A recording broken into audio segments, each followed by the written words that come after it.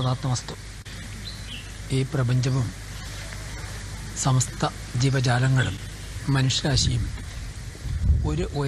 La nature et la vie humaine sur Terre traversent une période très particulière de grande transformation. Et cette transition représentera le passage à un niveau plus noble et élevé. Le plan divin veut que le passage s'accomplisse maintenant et l'homme doit y jouer le premier rôle. C'est par l'intermédiaire de l'être humain que la puissance divine veut amener cette transformation dans le monde. Mais l'homme d'aujourd'hui n'est absolument pas conscient de ce grand processus, et c'est pour cette raison que nous vivons dans le malaise, la douleur et la tristesse, accablés de problèmes en tout genre. Si nous parvenons à comprendre le changement profond qui est en cours et décidant en conscience d'en suivre le flux, une métamorphose radicale peut avoir lieu, d'où émergera un monde nouveau, caractérisé par la joie, la paix et l'harmonie, des expressions d'un niveau de conscience élevé, où chacun pourra vivre dans la coopération et en accord profond avec la nature.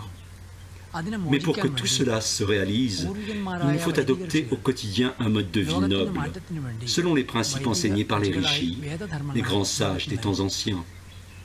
L'ensemble de ces principes forme ce qu'on appelle la tradition védique. L'homme d'aujourd'hui est appelé à orienter sa vie selon ses indications fondamentales.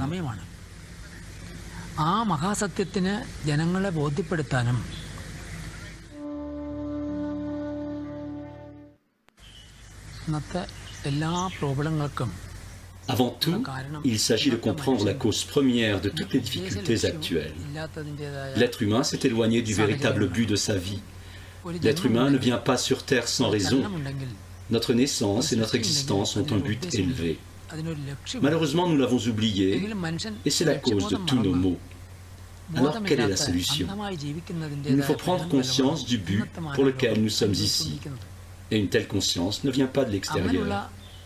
Elle est déjà présente au tréfond de notre cœur et de notre être. Seulement, nous n'avons pas eu l'opportunité de développer la connaissance intérieure dans nos vies, alors que l'éducation devrait servir avant tout à cela. Nous souffrons aujourd'hui parce que nous n'avons pas pu bénéficier de l'éducation authentique, celle qui favorise l'émergence de la connaissance intérieure innée. Donc le véritable objectif est d'éveiller la mémoire du véritable sens de notre vie. Cette connaissance, cet esprit, cette énergie devront grandir en nous comme un bel arbre de l'intérieur. Nous aurons alors une perception correcte de nous-mêmes, de nos relations avec la société, avec la nature, avec les autres habitants de la Terre, et nous verrons tout notre mode de vie se transformer de façon positive. L'intention de Shri Tatata est de faire renaître le souvenir de cette vérité oubliée et de montrer comment avancer de façon concrète, comme pourrait le faire un ami.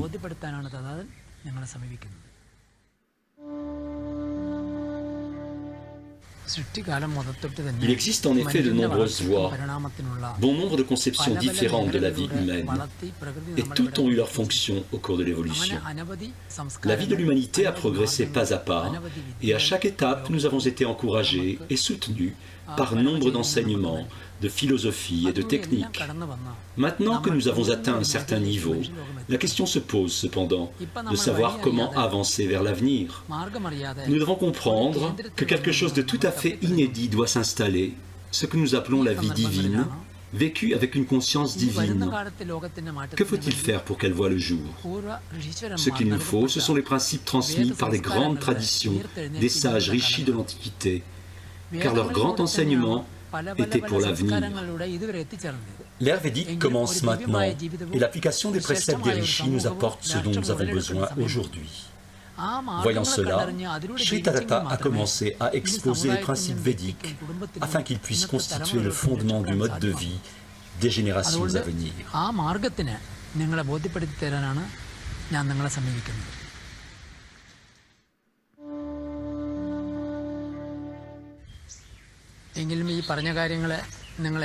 Je viens vous rencontrer pour partager mon amour avec vous et voir apparaître un sourire sur votre visage, parce que l'amour est la vérité de la vie. Le Père suprême a créé le monde à partir de la pure substance de l'amour. L'amour pur est donc notre réalité même, et le but de l'existence revient à en faire l'expérience, pour la partager ensuite avec tous. Notre rencontre a le même but, alors n'hésitez pas. Je vous invite à venir tout simplement faire l'expérience de cet amour et le partager, parce que seul l'amour peut changer nos vies, seul l'amour peut résoudre les problèmes de l'humanité. Il s'agit tout simplement de rentrer dans le courant de l'amour divin qui coule à l'infini.